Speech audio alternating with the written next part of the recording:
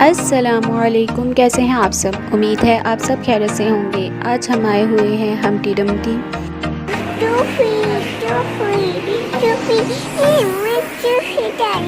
क्या चाहिए है? ये चाहिए।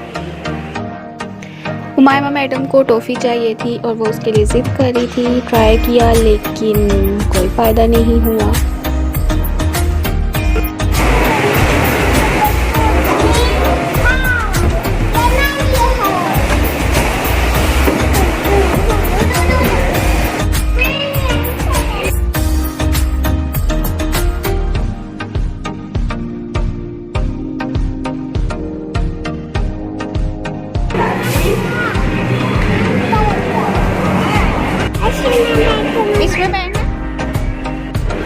और ये है शामिर, मेरा कज़न, ये भी हमारे साथ आया हुआ था।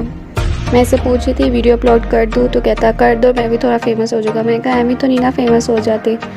मैं अभी 2 मंथ हुए हैं लेकिन अभी सब्सक्राइबर बहुत कम है।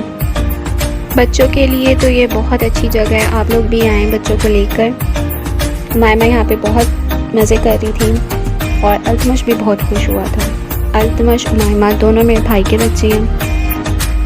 और ये देखें शामिर जो है वो प्राइस के लिए अपने कॉइन्स वेस्ट कर रहा है। इससे अच्छा ही गेम्स खेल लेता, लेकिन इसने काफ़ी सारे अपने ऐसे ही ज़ाया किए हैं। गेम्स तो बस 2-3 खेली हैं।